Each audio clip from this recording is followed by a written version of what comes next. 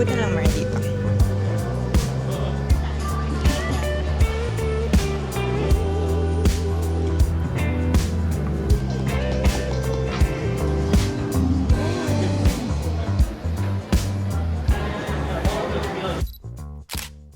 One, two.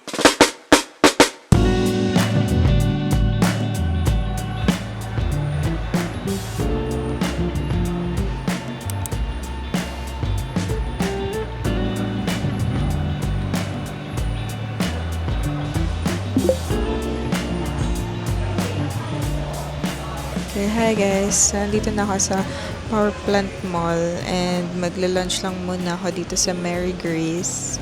And sobrang gutom na gutom ako kasi hindi pa ako kumakain ng kahit ano. So pagkarating ko pala kanina, dumaan lang din ako sa Carhartt kasi naka-sale sila. So, yun. So may binili lang ako na t-shirt kasi naka 30% off din. Tapos dapat bibili na ako ng movie ticket ko for later, pero nahihilo na talaga ako sa gutom. So, magla-lunch lang muna ako. Late brunch.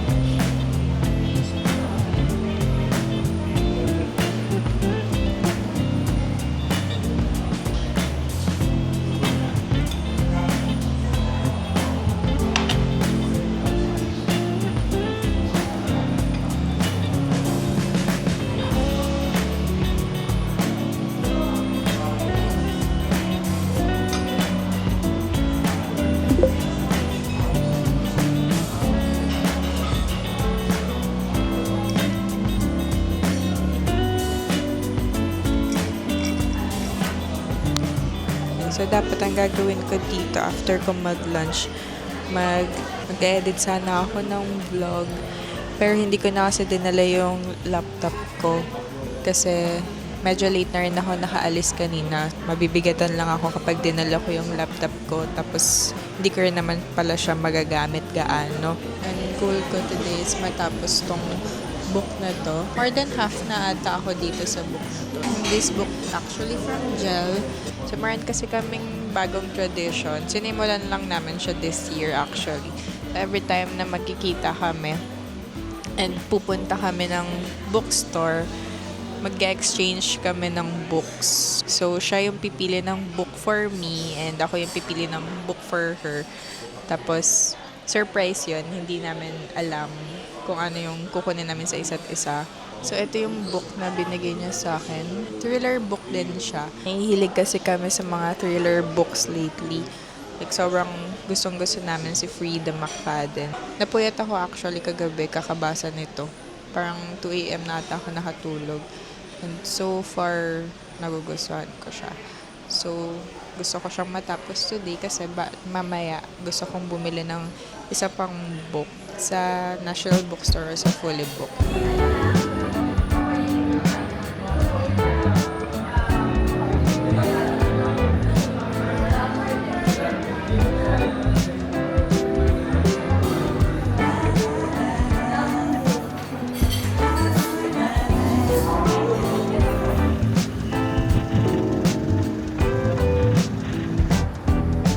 Slow it down. There's no need for us to rush it. Cause we're past. Dumaan na rin ako kanina sa National Bookstore. Ang dami nilang books na naka-sale pero wala kasi dun yung books na gusto ko naman. So, i-check ko na lang later sa Fully Book kung available dun yung book na gusto ko. So, 8 p.m. pa yung movie. So, meron pa akong 4 hours to spare. And bumili ako ng Lego flowers kanina sa Toys R Us. Bala ko sana siyang buuin outside pero wala kasing spot. So baka mag-cafe na lang din ako ulit para magbasa, i-build yung Lego and mag-wait lang din hanggang mag 8 p.m. for my movie. 8 p.m. or 8:30? Hindi ko, check ko na lang ulit later.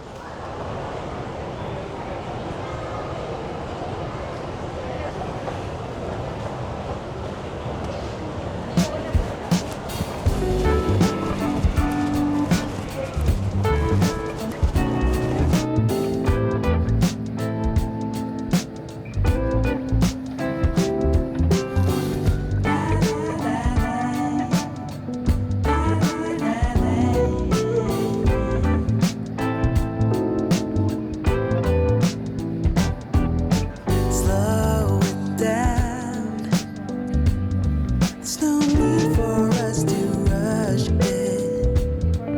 No. 'Cause we're past the code. So I stay and just repeat it now. Yeah. So, nandito yung book na gusto ko. And meron silang set. Itong first book, yung A Good Girl's Guide to Murder. Nabili ko to last na nag-solo date ako. And gusto ko bilhin yung book to niya, yung Good Girl, Bad Blood. Gusto ko talaga itong set na, yung naka-box. Pero yung sa last folio book ko kasi na pinuntahan, wala sila nung naka-box. Like, isa-isa lang. So, binili ko muna yung book 1. Pero dito, meron sila ng box set. Pero wala, di ko na siya mabibili ngayon kasi meron ako nung book 1. Pero actually, I'm not sure kung mas mumura ba kapag binili ko siya ng naka-box na. Yun. Pero anyway, yung book to pa rin yung bibilhin ko. Yan. This one. Yung Good Girl, Bad Blood by Holly Jackson. Yan. Okay. It's 519 pesos. Pero meron naman akong discount card. So, less 10% off ko pa siya makukuha. So, okay na din kahit di tayo nakakuha kanina sa National Bookstore. Mas malaki sana yung discount doon, pero wala kasi silang stock ng mga gusto kong books. Like, ito yung gusto ko talagang book today, or yung Silent Patient, pero wala kasi. So, anyway, buti na lang meron dito.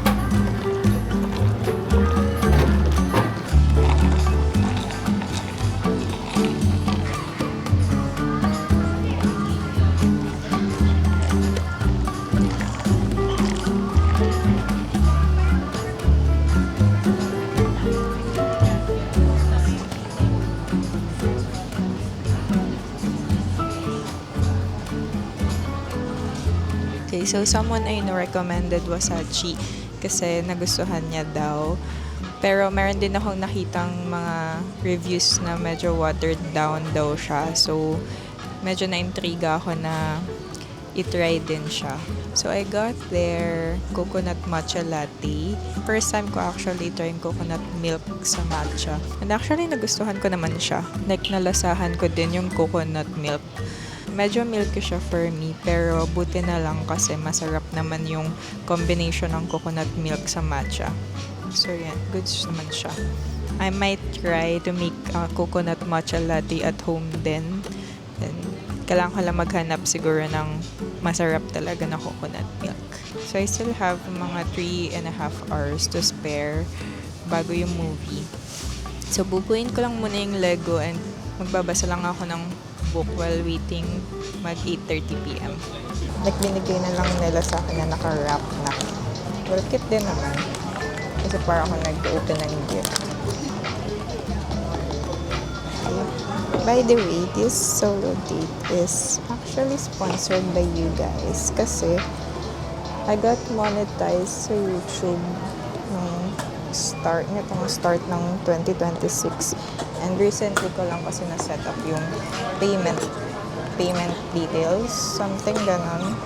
So, first payout ko dito sa YouTube, I decided to take myself on a date. And syempre, di na rin naman ako makakarating dito without you guys. So, yun. Thank you for supporting me.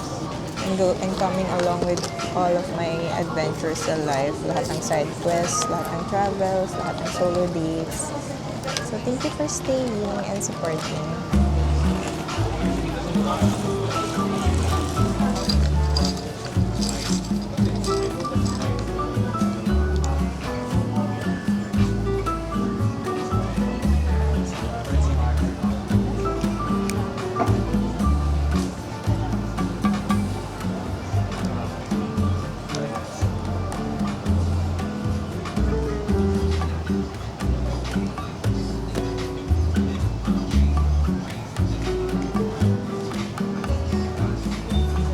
Sobrang nagustuhan ko din yung concept na merong cafe inside or beside a bookstore. Parang ang saya lang kasi mag-cafe right after mo bumili ng book. Though pwede ka rin naman mag-cafe sa iba right after mo bumili. Parang ang cozy lang kasi ng vibe ng cafe kapag bookstore yung katabi tapos makikita mo yung ibang tao na nagbabasa din ng books, gano'n.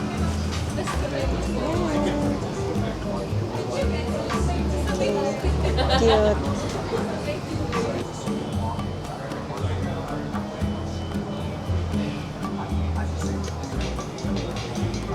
So it's currently 5:38 p.m. So meron pa akong less than 3 hours before ng movie. Finally, natapos ko na rin tong book na to kanina. So, book 2.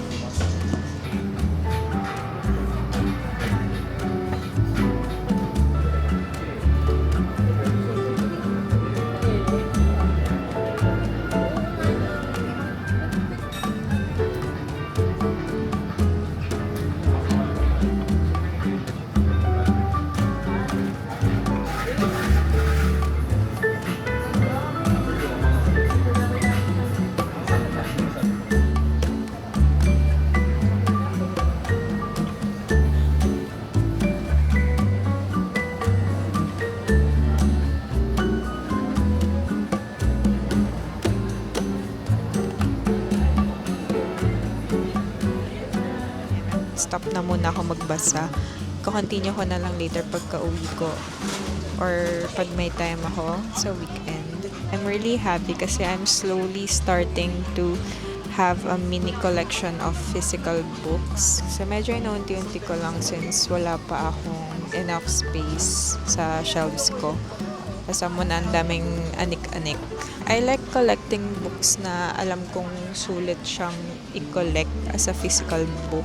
Gusto ko rin kinakollect yung mga books na part ng series like this one.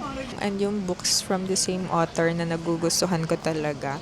Gaya ni Frida McFadden. Last month, nung June, parang 4 ata yung books niya na nabasa ko. And sobrang nagustuhan ko talaga. So, bala kong yun naman yung i-collect kong books next time. I still use my Kindle. Gift yun sa akin ng boyfriend ko. So, very, very special siya for me. And ever since na binigyan niya ako ng Kindle, dun din talaga ako na-addict magbasa ulit. So, I already got my movie ticket. I'll be watching the Minions and Monsters movie mamayang 8:30 p.m. Share ko lang, first time ko manood ng movie alone sa cinema. Medyo kinakabahan ako. Sanay naman akong manood ng movie alone at home. Pero kasi sa cinema, nakakatakot kasi syempre madilim. So, I made sure na yung movie na papanoorin ko is hindi nakakatakot. And sure ako na may iba pa akong makakasama sa loob ng sinehan.